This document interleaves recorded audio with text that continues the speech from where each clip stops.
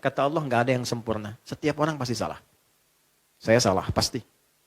Jadi kalau Anda cari kesalahan saya, pasti akan ditemukan. Antar pasangan, orang tua dengan anak, dengan tetangga, pasti ada salah. Tapi orang hebat itu adalah orang yang mampu membalik kesalahannya dengan kesolehan. Kalau pernah salah, segera tutup dengan yang baik. Nah yang baik ini hasan namanya, sifatnya hasanah. Ayatnya turun, innal hasanati yudhibnas sayyiat. Maka rumus cepatnya dari Quran, kalau pernah salah, tutup langsung dengan yang soleh sesuai fungsi. Misal, lisan berkata nggak bagus.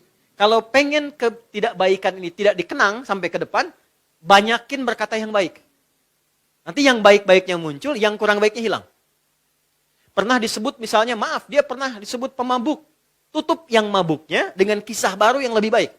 Yang dermawannya, yang berbaginya, yang doain orangnya. Sehingga orang lupa dengan sifat mabuknya, yang muncul sifat baiknya.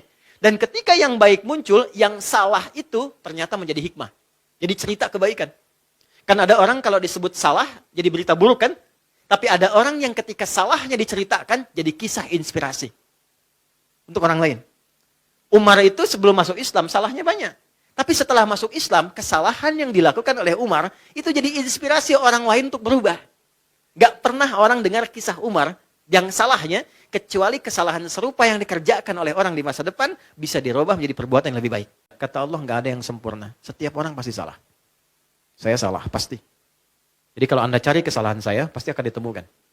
Antar pasangan, orang tua dengan anak, dengan tetangga, pasti ada salah.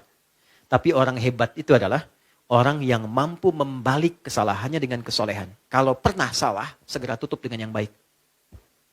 Nah yang baik ini hasan namanya, sifatnya hasanah.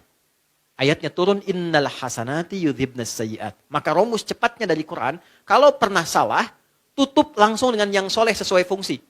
Misal, lisan berkata nggak bagus. Kalau pengen ketidakbaikan ini tidak dikenang sampai ke depan, banyakin berkata yang baik. Nanti yang baik-baiknya muncul, yang kurang baiknya hilang. Pernah disebut misalnya, maaf, dia pernah disebut pemabuk. Tutup yang mabuknya dengan kisah baru yang lebih baik. Yang dermawannya, yang berbaginya, yang doain orangnya. Sehingga orang lupa dengan sifat mabuknya, yang muncul sifat baiknya. Dan ketika yang baik muncul, yang salah itu ternyata menjadi hikmah. Jadi cerita kebaikan. Kan ada orang kalau disebut salah, jadi berita buruk kan? Tapi ada orang yang ketika salahnya diceritakan, jadi kisah inspirasi. Untuk orang lain. Umar itu sebelum masuk Islam, salahnya banyak. Tapi setelah masuk Islam, kesalahan yang dilakukan oleh Umar, itu jadi inspirasi orang lain untuk berubah. Gak pernah orang dengar kisah Umar, yang salahnya, kecuali kesalahan serupa yang dikerjakan oleh orang di masa depan, bisa dirubah menjadi perbuatan yang lebih baik.